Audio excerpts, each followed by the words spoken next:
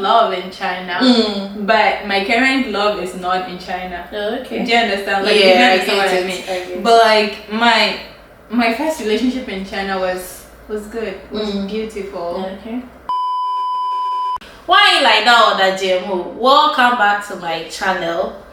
In today's video, I'll be having a chat with my guest. I'll be introducing her soon. If it's something you like to watch, don't forget to like, comment, and subscribe. Hi. Hello. Welcome to my YouTube channel. Thank you. Thank you for having me. Yeah, I'm grateful that you are here. It's a pleasure being here. Yeah. Okay. So, can you introduce yourself? Okay, so for those who do not know me and for your viewers, Yes. my name is Aisha, but you can call me Isha. I'm a Ghanaian. Okay, and I'm currently a final year MBA student at NOIST. Those of you who don't know NOIST is one of the best universities in Nanjing. If I'm allowed to say that. Yeah, what's the full name of NOIST? Nanjing University of Information Science and Technology. Oh, okay. Yeah. And what are you studying? MBA. Oh, okay. Yes. And I'm majoring in business management. Oh, okay. Yeah. Okay. You're the people who will be spending the Yes. Okay. So you mentioned you're a student. How is it like to be a student here in China? Bro, it's hectic. Oh my god. Like, I'm not even gonna lie about it. It's hectic. For me, I've started my bachelor's in China. I came here to do bachelor's. Okay. And yeah, the first 4 years was hectic because we came in 2019 and then there was COVID 2020, and so like it's just been us, you know. You have to deal with your schoolwork, make sure that you're doing well, and then you have to deal with COVID, lockdown, and all of that. Like you just need to like be up and doing, you know. Yeah. So it's been hectic, but I think what made it worse was the restrictions, because like you can't be studying all the time, right? Yeah, sometimes true. you need to go out, have fun, but then you can't go out. And then aside that, the cultural differences, you know, like you go out as a student and like you can't even speak Chinese so well, and everyone is just looking at you like, who is this person, you know. But it's been a great journey, or an amazing journey so far. We've learned, we've grown, and here I am doing masters and in my final year. Very soon I'll be graduating. Yeah. Like it wasn't easy, but it was worth it. That's what I can say. Yeah. Anyway, you said you'll be graduating soon. Congratulations in Thank advance. you. Yeah, so was Nanjing your first city? No. I did my bachelor's in Changzhou. It's not so far from Nanjing. I think it's an hour by fast train. Yeah. It's an hour. I think I've been there before. Yeah, it's in the same province. Yes.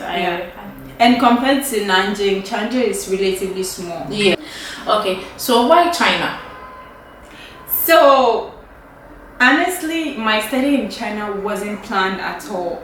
Before I moved to China, like I was in UPSA. I started UPSA, I was in my second year, and I lost my dad. And I was a daddy's girl, so like it took a toll on me. Like I stopped going for lectures, I wouldn't do anything. So my mom at the time, and one thing about me, when something is weighing on me, like when I'm going through something, like when I change environment, it helps. So my mom, my study in China plan and everything was done by my mom. She reached out to an agent, and then and at the time it was in June, July, and you know, like that time, like it's hard, it would be hard to get an admission or something. So like she was planning for me to move abroad to study. So she considered like me going to the US at the time, but with US to go and do an undergraduate, you needed an SAT score. Yes. And at the time, there's no way you're gonna ask me to go study for SAT, and I'm gonna do it. Like my normal lectures, I'm not even attending. How much more studying and writing an SAT? So the other option she had was China, because China you don't need an SAT to apply. But then again, there's no scholarship as an undergraduate student. So she reached out to an agent and like they did the whole process. The only time I knew I was coming to China to study was when I was supposed to go for my visa interview. Wow. Yeah, so like everything was handled by my mom. Yeah. And I went for the interview and luckily for me got the visa and then I came here. Yeah, but like I didn't plan to come here, but I'm grateful, Mom. I'm grateful for that. Thank you, Mom. I'm grateful because like it changed like so many things for me. The way I was feeling and all of that. The first year wasn't easy, but like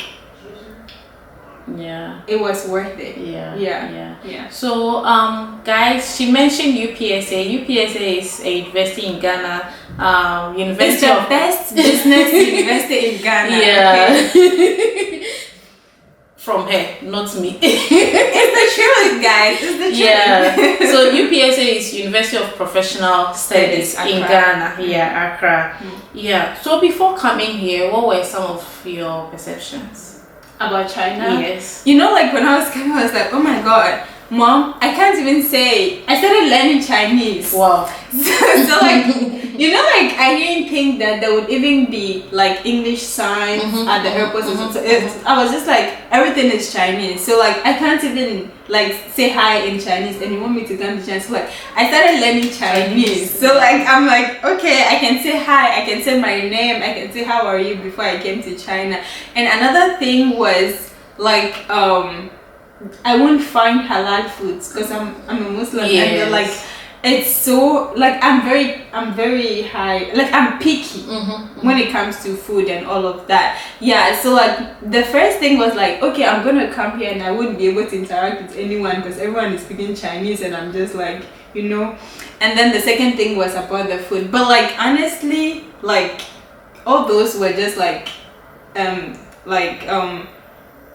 they were like exaggerated, you know. It's not the reality. Yes. When we got to the airport, like there were signs you can see. This when you want to go to the train station, you need to use this area.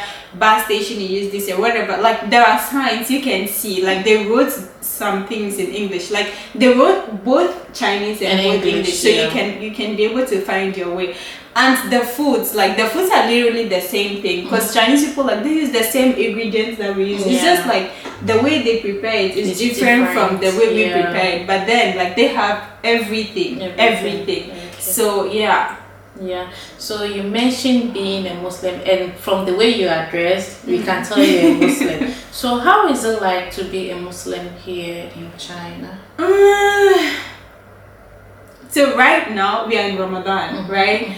And Ramadan in Ghana, like it's so lively. If I don't know how to put, you know, like how when let's say when it's festive seasons in Ghana, like you feel it. Yes. You know that like everyone is doing the same thing. I mean, like, but like it's so different here.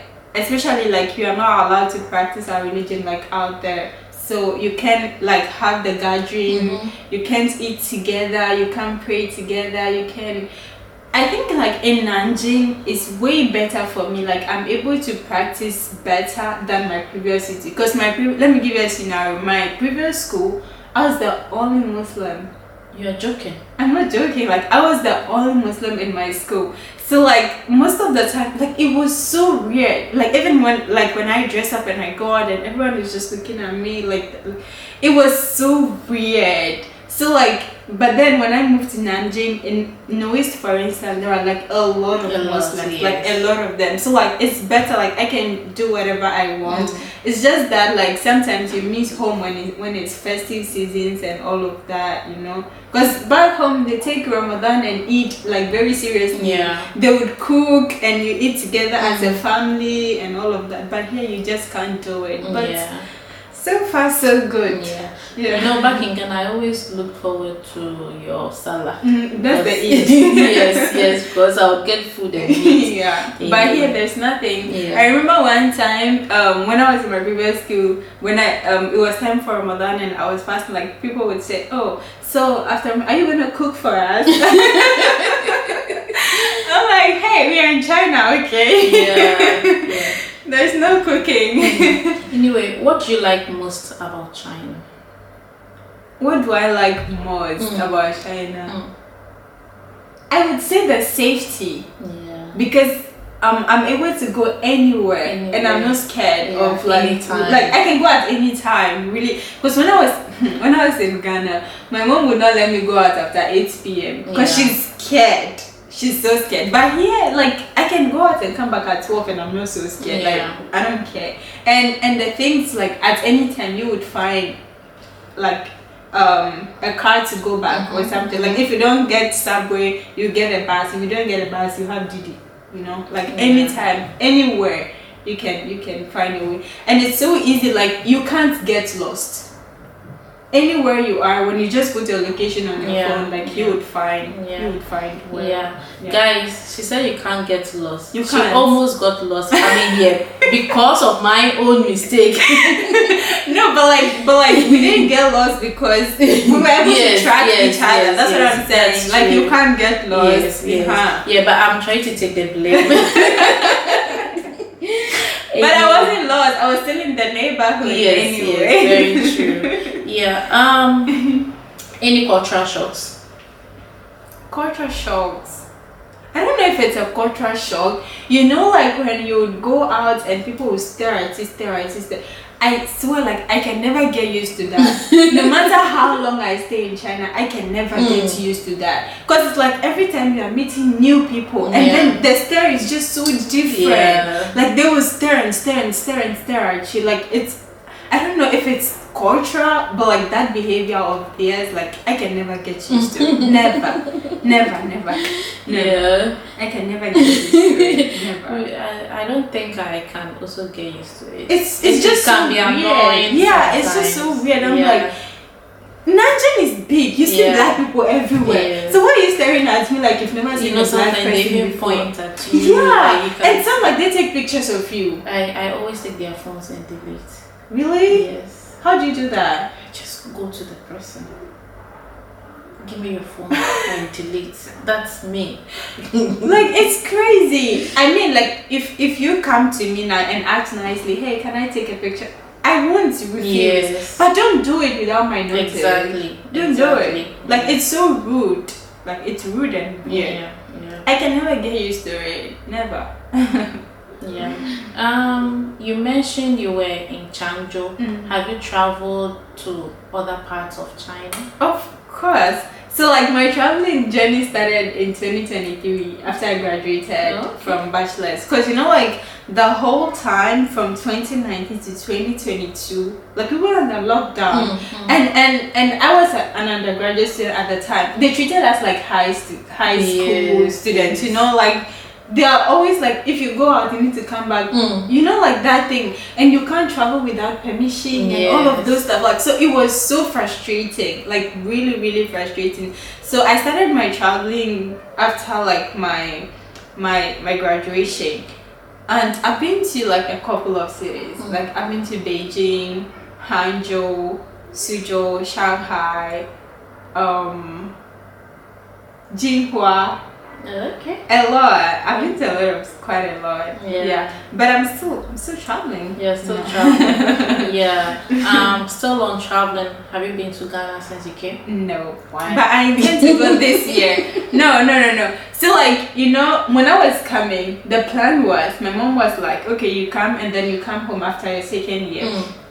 And then COVID happened and they said if you go home, you can't come back. And honestly, I'm so happy that I didn't go home, because all my colleagues who went home during that time, we graduated before them. Some are now in their final year, and look at me, I'm like in my master's final year. So if I had gone home, it would have been a problem for me. So I didn't go home after my second year, and then my mom said, okay, you can do like after graduation. So after the graduation, I'm like, okay, I want to do my master's. But if I go home now, because my school at the time, they extended our visas till August 31st. And then I got admission from Louise, I think in May. Was it in May? Yeah. So, no, March. Because I applied early. So I'm like, if I go home, Louise says we can't come till September. right? Yeah. So if I go home, it means that I have to start my visa process in Ghana. Yeah. And it's hectic. I'm not about to do that. So I told my mom that, you know what, I'm gonna stay and let my new school like extend my visa, because that way it's gonna be like better. Like it won't be so hectic. I just need to get the documents, take it to the immigration, no interview, nothing. Yeah. So that's why I didn't go after my 2023 graduation. And then I wanted to go like last summer, but I couldn't go because a girl was looking for money. But guys, after this graduation, I'm going home. Okay. I'm going home. Yeah. Okay. I'm going home. Yeah. Any plans of furthering your education after your master's? No. Yeah, done. Guys, look, I don't have plans of doing PhD anytime soon. I want to like work, because you know, like I did my master's right after graduation. I have no working experience, nothing. So I want to work and have, because my field is business field. It's not about like the books. Like, you need the practical experience as well. So I would want to like work after school for some time before, and I also want to travel the world. So I want to, like, that's what I want to focus on now. I don't want to do PhD anytime soon. But I would do PhD later in the future. I mean, I'm still young. I still have like some time. Yeah. So you said earlier that before coming to China, you were learning some Chinese, right? How good is your Chinese now? My Chinese is high curry. Okay. HSK4 baby, okay? Wow. You had to write HSK. Before graduation, it was a requirement for my undergraduates. You need to pass HSK4. If you don't, they won't give you your certificate. Yeah, it was a requirement for us. Okay. Yeah, I think China keeps changing like every year. No, masters is HSK3, because masters is usually 3 years, so you don't have so much time to study Chinese and all of that. But for us it was 4 years, and then we get to study Chinese for 2 years. So yeah. Yeah, because the masters in my school, me, I'm not supposed to write HSK3 anymore, but like those in my school now, they have to pass HSK3. Yeah, they have to. Yeah. You mentioned you have never traveled home, but then have you traveled out of China? No, outside China, no. It's also part of my plan. Okay. I think you will enjoy it. I pray so. Guys, I need a sponsor. This is the part where I say I need a sponsor. But yeah. I have plans of doing that. I want to travel the world. I want to start with like Asian countries. But you know, like right now, I'm focusing on cities in China because I want to leave China and not have any reason to come back to China. Do you understand? So like, I want to like be done exploring China, so that when I leave China, I'm like, what am I gonna? I've tried everything, you know. I don't want to have a reason to come back to China. I think that's it. What's your favorite Chinese food? That would be the rice with the soup. Huangminji.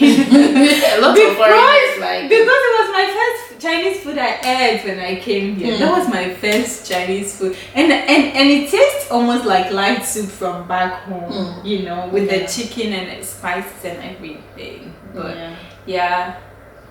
But do you know how to prepare any Chinese food? Hey. Hey, on the spot, like I think I can prepare like chow mein and chow fan. No, that's easy. Yeah. Anyway, chow mein is fried noodles, and then chow fan is fried rice. Okay. I know that some people outside China call it chow fan. Yes, it's actually chow fan. Yeah, you know, because of the spelling. Yeah. So, but then also maybe like every how did they say, their local dialect or something. Yeah, maybe the old people, like they might say chofan. Well, I think I've heard someone say really? chofan, like the old I've people. never heard. It's actually people outside Maybe like China. the really. Yeah. Yes. Okay. Yes. Would you advise anyone to come to China? On a full scholar to study? Well, maybe to study, to work.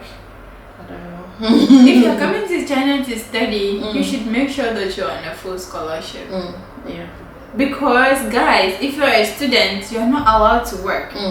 You can't even do it openly, okay? Maybe unless in schools that don't really care, right? But like still, it's illegal to work as a student. Yeah. So if you're coming to China, even if you're coming as a sponsoring student, or you want to finance your own studies, you should make sure that you're capable.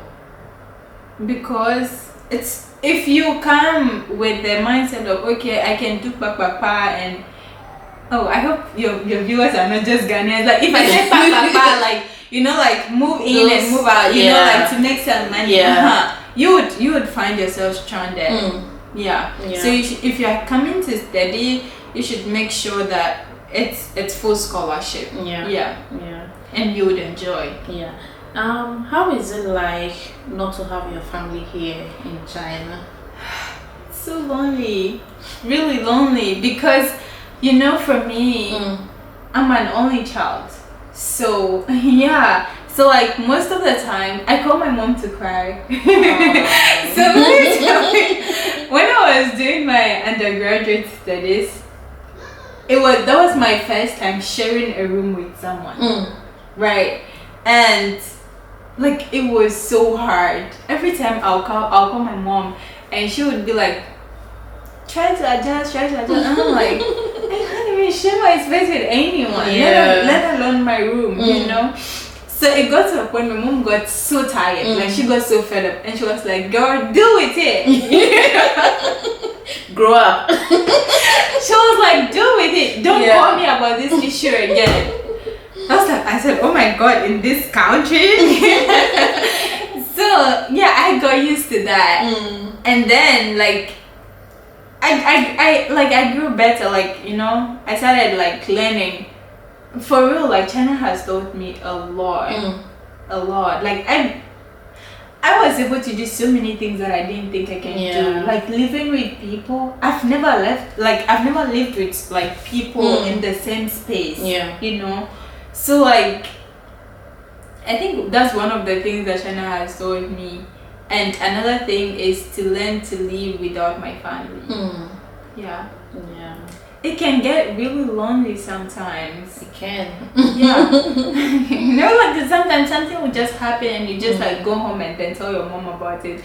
But now I need to wait for her to come online for me to call her and then talk to her. Or sometimes like by the time she's online, I'm sleeping, and then I come online and she's offline. Like it gets really lonely. But like I can only imagine. But it's been good so far. I'm a big girl now. You are. Given the opportunity, although you said you'd like to travel around China so that when you leave, you wouldn't have any reason to come back. But then, given the opportunity, would you like to come back to China? For what exactly? Well, it could be any opportunity. A good one, of course. I don't mind, because China is not a bad place.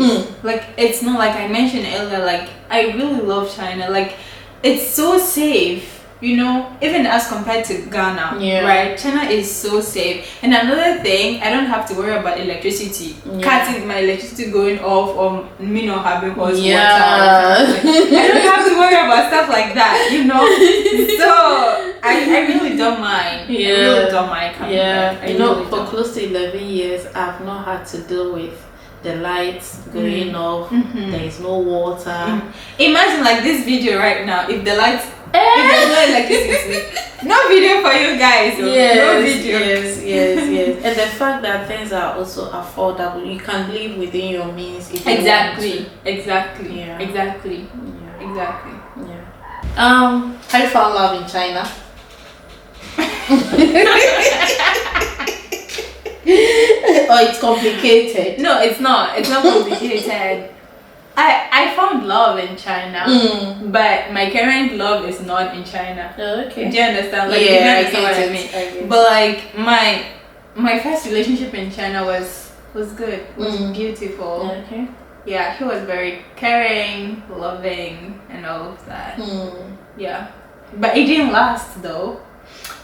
Like, it lasted for like 2 years, almost 2 years. 2 years was long. And then we broke up. Oh. But guys, I'm not single. I'm currently in a relationship. Yeah, she's not single. So Yeah. all those single guys. But my relationship in China was beautiful.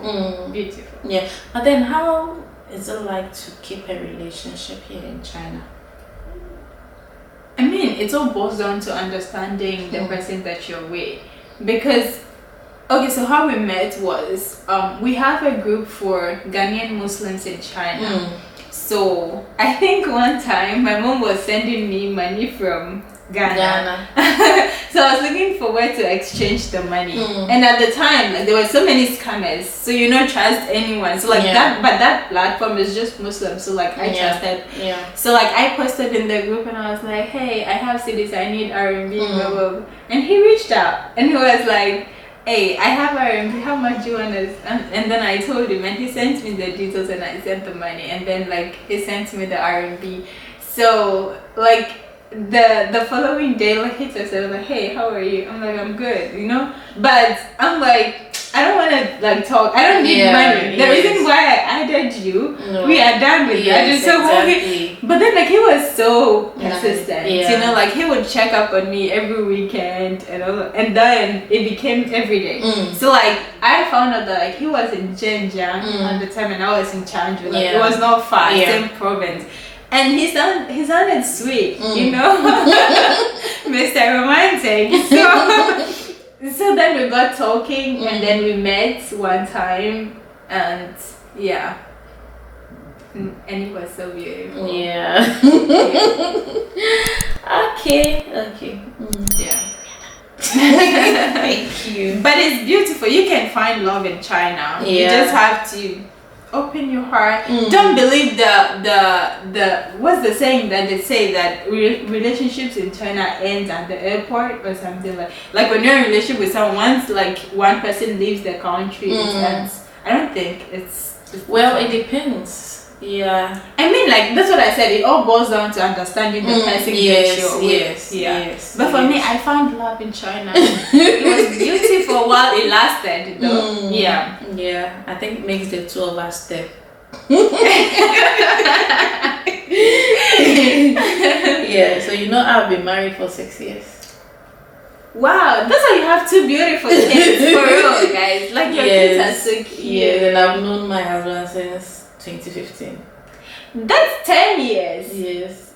Oh my god, that's a beautiful story. Do you mind telling us? We want to hear another video. Guys, watch out. Subscribe. That's when you get this beautiful story, okay? Yes. Subscribe for the beautiful story.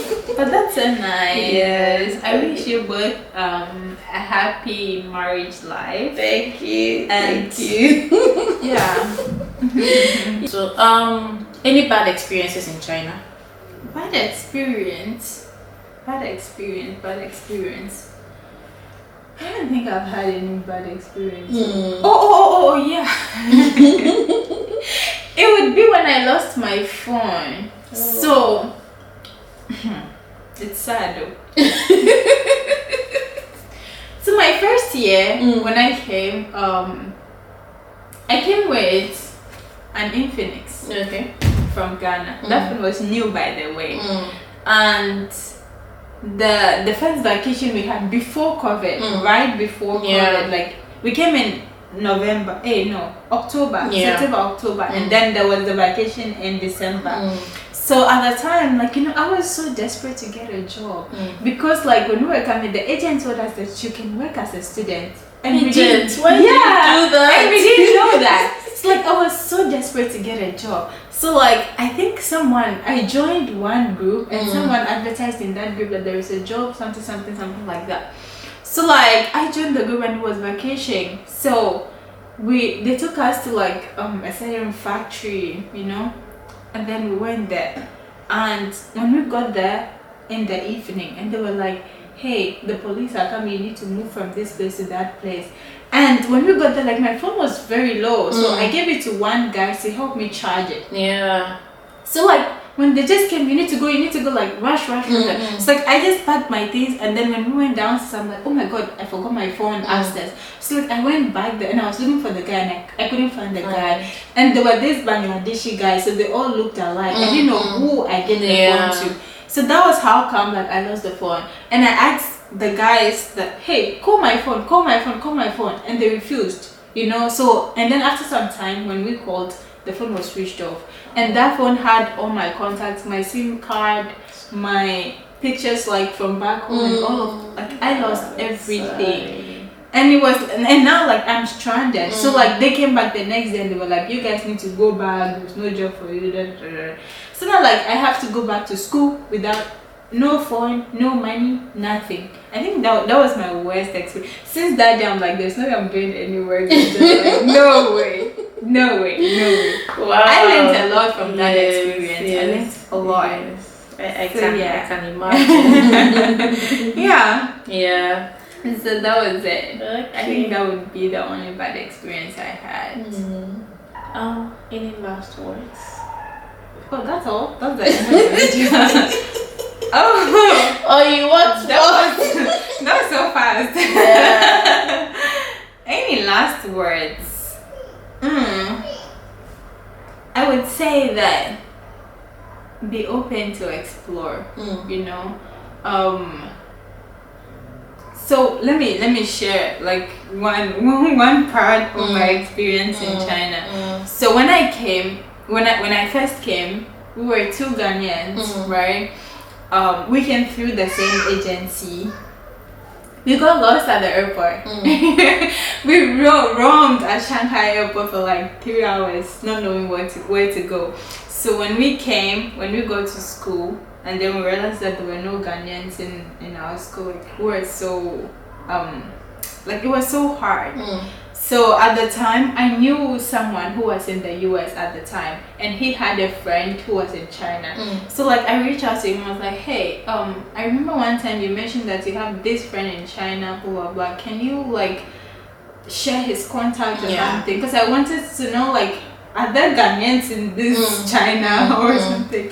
So like he shared the contact and I got in touch, and then he asked me of my city and that province and all of that, and then I mentioned it to him, and he was like, oh okay, he knows someone, so he will share the person's contact. So he shared that person's contact, and that person was at the time a Nook's I think provincial coordinator for one of the provinces. I can't remember. So he got in touch, and I was like, hey, this is my city, this is the name of my city, and this is the province, blah blah blah. And then he was like, oh okay, I'm not in that province, but I know someone in your city. Like he would, at the time, like they had like a Nooks platform, so I think he asked. And the president for my city, Chanjo, at the time, his name is Kobe. Kobe, shout out to you. He came to our school. He came with one other guy. His name is Hansi. So they came to check up on us, like trying to help us settle and all of that. So like that thing that they did like touched me so much, because it's hard to like find someone in a country that's not your country to come to your aid. Like they don't even know you, like you're a stranger, right? But they took time out of their busy schedule to come to your aid and all of that. So at the time, like they were in Hohai, but like Hohai has a branch in Chanju. So that was where they were. And Hohai to my school like was quite a distance, you know, but like they came.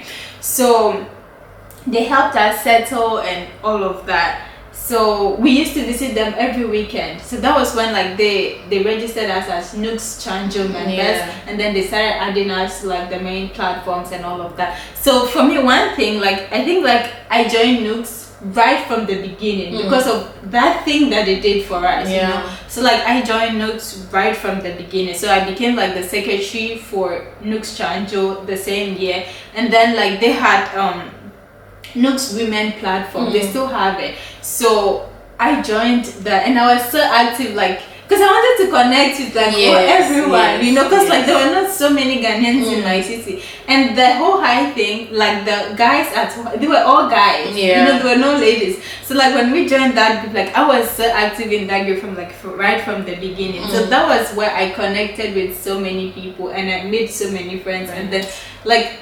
there's a lot of people that I know in China currently, I would say I knew them through Nooks. Yeah. So be open, like join organizations, be open to grow. You know, true. When the opportunity presents itself, take it. Yeah. Okay, take it, and then you won't regret it. Yeah. Guys, she kept mentioning Nooks. Nooks is National Union of Ghanaian Students. Yeah. So anytime a Ghanaian comes onto my platform and mentions Nooks, that's the meaning. Okay. National Union of Ghanaian Students. Okay. Yeah. Okay, Aisha, thank you for coming. Thank you for having me. Please like, comment, and subscribe. Bye.